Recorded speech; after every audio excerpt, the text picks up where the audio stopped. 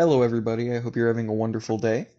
Today, I'm just going to be talking about some movies I've seen in theaters. I've had this idea since probably around February, and I was planning to just, cover all the movies I've seen in the first half of the year.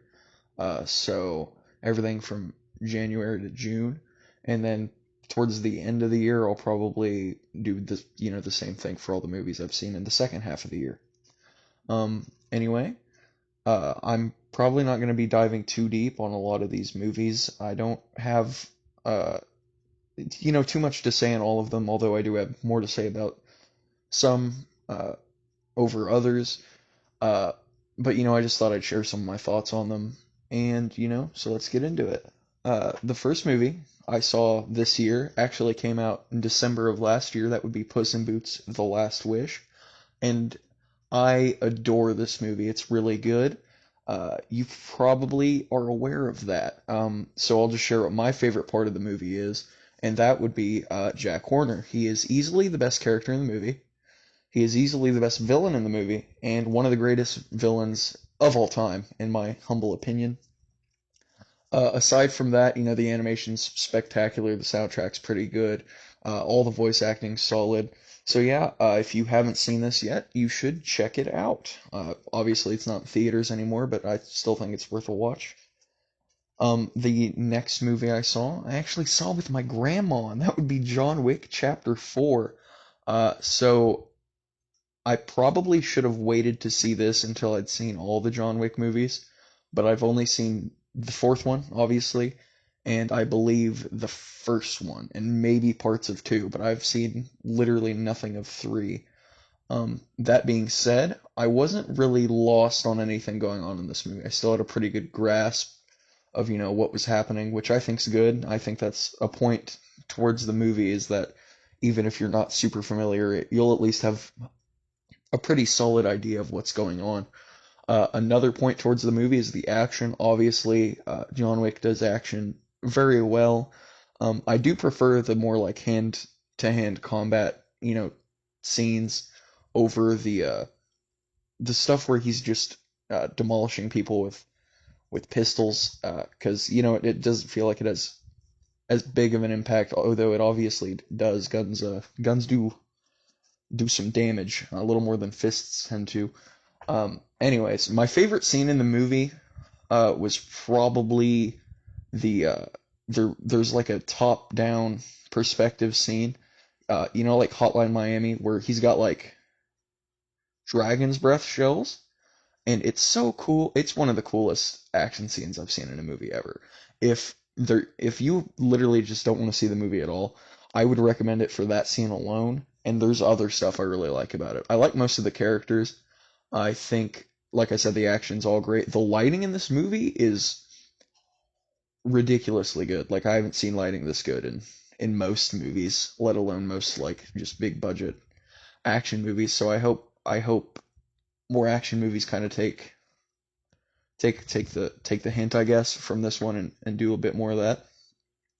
But yeah, if you have not seen it, I recommend you check it out. And I will probably be at some point checking out all the other John Wick movies because I like this one so much. The next movie I watched was the Super Mario Brothers movie. It is okay. It has basically no story and kind of just props itself up on like references and decent visuals. That being said, the action scenes in this movie were pretty good, like better than I expected, a lot better than I expected. They were pretty fun, especially all the like Mario Kart stuff going on. But if you do not like Mario or anything Mario related, you're not gonna like this movie. Don't check it out. It's got basically nothing for people who aren't already fans. It's built for fans of the franchise. The next movie I saw after that was Evil Dead Rise. Evil Dead Rise is easily one of my favorite horror movies, and horror is my favorite genre. It's probably second to Child's Play 2, which is my favorite movie of all time. So, I was very impressed with this movie. All the characters were really good, really well done. They were all very interesting. Uh, it's like a mix of like some elements from the older Evil Dead movies plus the remake, which I enjoyed the remake, but like the characters were big old nothing burgers for the most part in that movie. Uh, the only thing that movie I think really excelled at was like decent gore. Like that was a gory movie, maybe a bit too much. Uh, but this movie I think's in the same like area of that. The gore is really well done. The characters are all really well done too. I enjoy the writing. I think it's a scary, like it's an actual scary movie. Like most of the movies scary movies I watch, I don't get usually very uh scared from.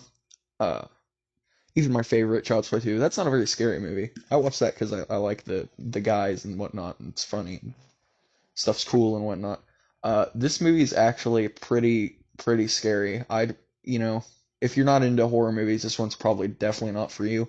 But if you like them at all, I would highly recommend checking this one out. It's one of my favorite movies of all time at this point. I really like it. It's really cool. Um, yeah, you should watch it. That's all I got to say about it. The next movie I watched was The Guardians of the Galaxy Volume 3. I loved nearly everything about this movie. I was like about to cry from almost the entire movie, at least when I wasn't laughing hysterically. Uh, it's so well made. The soundtrack's good as always. It's pretty well shot, especially for a Marvel movie. That's probably mostly because of, James Gunn. Obviously the cast does great. I think uh, Chris Pratt does really good as Star-Lord. It's good to see that, after previously watching him just do nothing in the Mario Brothers movie. Bradley Cooper does good. I think all the performances are pretty solid. Nathan Fillion's in the movie. That caught me off guard because he's in Castle, and I like Castle, and I used to watch it a lot. So I didn't really expect to see him here. It was kind of distracting for me for a little bit there, but that's not really important. My one issue with the movie is the spoiler alert here. If you do not want to hear this, stop the video. I'm about to say some stuff.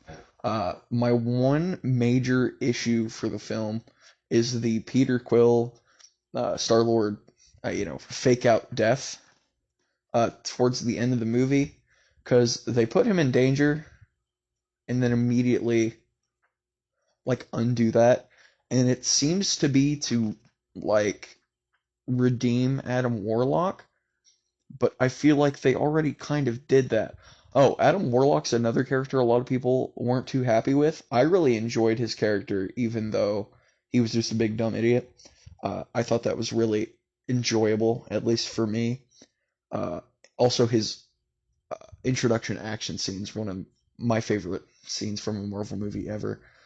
This movie is probably my favorite from the MCU. It's spectacular. I'd highly recommend watching it, though a lot of people do not think the ending is fantastic, and say it feels a little rushed. I've heard two people I know personally say they aren't huge fans of the ending. I personally liked it outside of the Star Lord fake out death thing. So yeah, again I'd highly recommend this one as well. The next movie I watched was Spider-Man Across the Spider-Verse, which I'm going to be honest, I was kind of disappointed with. Uh, the things that are good are, animation spectacular. It's even better than the first one. Soundtrack spectacular. I flip-flop between whether it's better or worse than the first one. It's good either way. All the voice acting's solid. The characters are great. Unfortunately, this movie doesn't have a very concrete ending. And the pacing isn't. I don't think it's fantastic. It feels like simultaneously too slow, and like it's also not being given enough time. I don't know. I'm sure that my rating will probably go up unless they fumble the bag with the next one. But as of now, I'm personally not happy with the ending of the movie, and it has, caused it to drop a bit in my eyes. The last movie I saw in the first half of the year was I actually watched it on June 31st. This video was gonna actually be made and come out on June 31st, but I found out we're watching the new Indiana Jones on that day, so it didn't end up happening because I'd have to, record the extra bit. So, I've kind of put this off for, about 19 days because of that. But it's all right. Anyway, let's get to the actual movie, and that would be Indiana Jones and the Dial of Destiny. It was pretty good. From somebody who's only seen Raiders of the Lost Ark and uh, Crystal Skull, this is my second favorite Indiana Jones movie. I really enjoyed it. I thought the action was well done. I thought most of the characters were interesting. I thought the music was good. Uh, Most of the effects were really good, including the de-aging stuff on uh, not Mark Hamill. That's a different Star Wars guy. Um, Jesus, I can't remember his name. I was gonna say Han Solo. That's not his name. Uh, You know who I'm talking about. Indiana Jones. The de-aging effects were fantastic in my opinion. Unfortunately, the voice still sounded like a grumpy old man talking, so that wasn't perfect. It kind of threw me off. That being said, still a pretty good movie. I really like the villain, and I really spoiler alert. Uh, if you don't want to be spoiled, you just click off the video. I'm gonna go into it now. I really liked the villain's mental like breakdown in the back of the plane when he realized he's a big dumb idiot and that the time travel thing doesn't work the way he wanted. One thing I didn't like is the time travel has two twists. Like the first twist is, oh, you got to account for continental drift, which that one makes sense. That's interesting. The second one was like, oh, but it only takes you back to one specific time and place, and I'm like, why did we? Why did it have to be both of those? That seems kind of silly and dumb.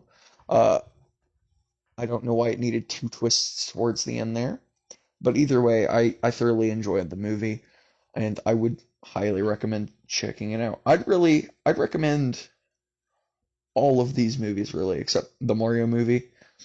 Um, unless you like Mario, and then I'd recommend that too. And Spider-Man Across the Spider-Verse, I'd recommend because it is fantastic. I'm just put off by the end of it. Um, but yeah, those are the movies I've watched in the first half of the year. That's 7 movies. And I have already seen another movie for this half of the year, and I do plan on seeing Barbie and Oppenheimer this coming weekend. So yeah, there should be plenty for the next time I do this. So, have a great day, and I will see you in the next video. Bye.